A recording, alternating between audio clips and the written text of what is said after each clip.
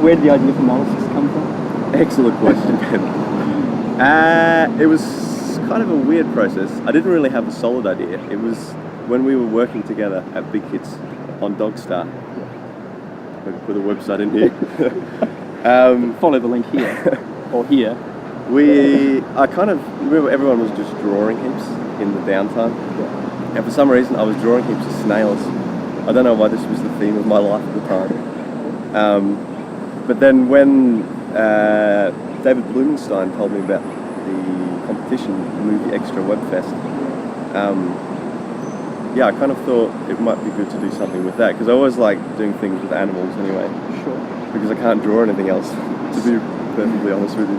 Arse clams. Vinny wants to know when you two are going to start shifting his whizzer again. We're not slinging any more gear. For the last time, we're out of the game! Vinny didn't give you permission to stop playing the game. Well, you can just tell Vinny to shove it up his fat, wide, transparent arse. Those little dipshits! Like Mollusks was very sort of like snatch. Yeah, that's true. Actually, I think it was not really intentional, but I really like Snatch and Tarantino movies. It's like kind of everything amalgamated into this thing. Your favourite elements. Exactly. How long in what would you say was the space of pre-production? How long from like when you had the idea, how long did you have to kind of get it solid before the movie actually got finished? Well, we had to do a trailer first. Yeah. So part of the competition was to do a 1-minute trailer, and then they based the winner on that. So the pre-production for that was only a couple of weeks, because I remember just after we finished the job that we worked on together, I was stressing, sitting in the library trying to write stuff. Is this the Melbourne State? The Melbourne Library. Yeah, I sat in there for about 2 days. Did you make use of any of the tomes of knowledge in the library? I did. I got a giant book on mollusks, and I got about 3 facts out of that, all of which are featured in the series. Can you repeat those facts for us, please? Yeah, that they've been in existence for over 500 million years. Fact. You wrote Mollusks in Hong Kong, did you not? You went overseas. Where do you get this information from, Ben? That's true, actually. Yeah. When they commissioned it and said, yeah, it's a go-ahead, I thought there's only really one person that I can write it with in the style that I was going for. Yes. And that was my friend Adam Lee, who I wrote Rashman with. So I rang him and said, hey, are you down for it? And he went, yeah, I am, but I can't come to Australia because I have a job here.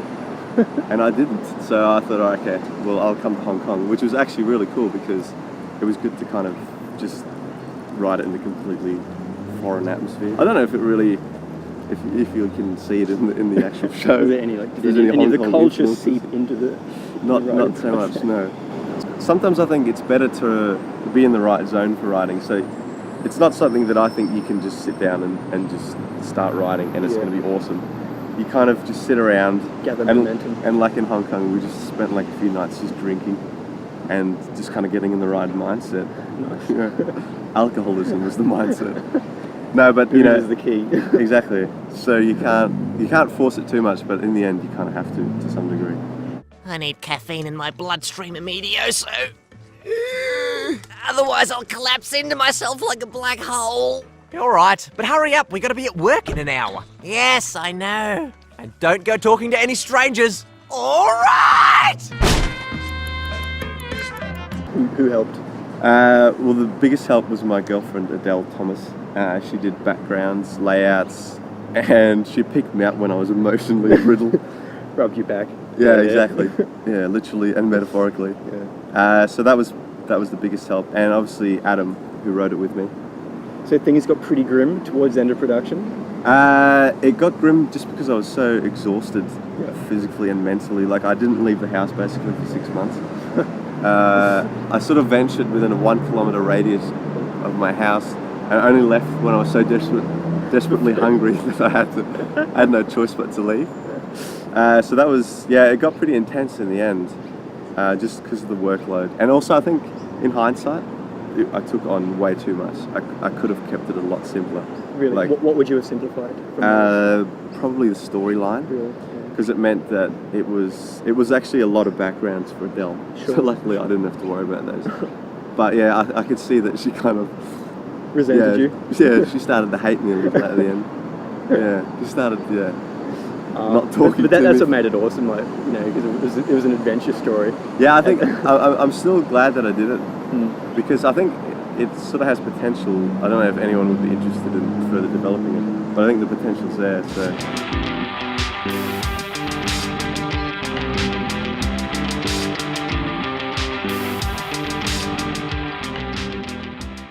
What software did you use for animation? I used Flash, which is something Entirely? All Flash?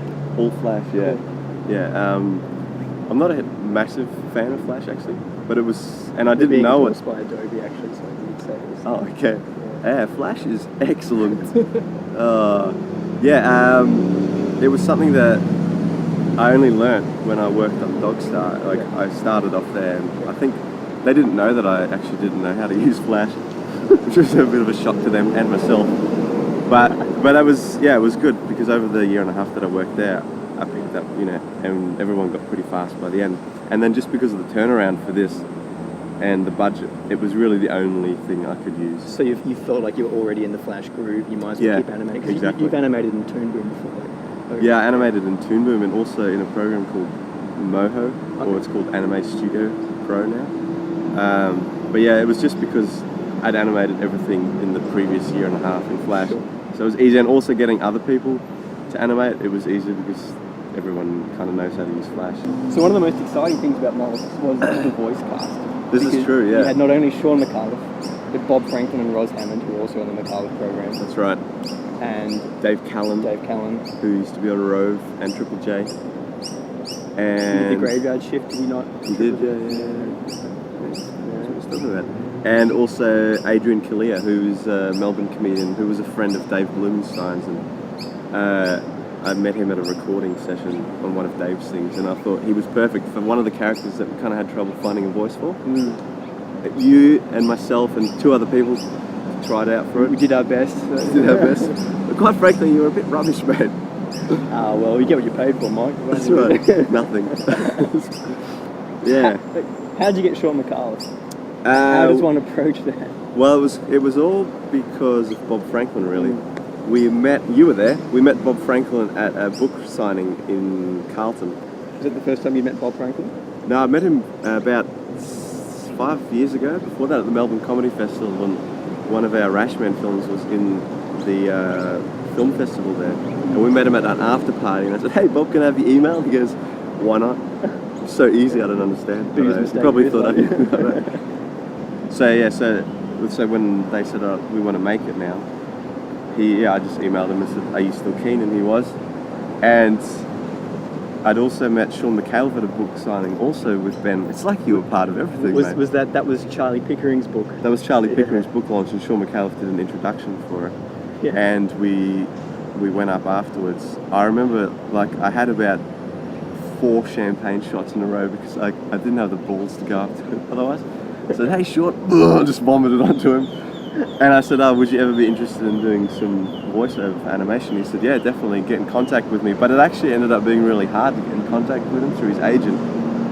So I emailed Bob and said, "Hey, Bob, if it's not too weird, could you email Sean and mention that I once met him and if he'd still be interested?" And he was. So, and then Bob also got Roz Hammond. So really, if it wasn't for Bob, domino effect. Yeah, it was really good. Yeah, that was pretty surreal, but not as surreal as the actual day that we recorded, because we recorded at the guys who did the music, Tom Whitty and James Saunders.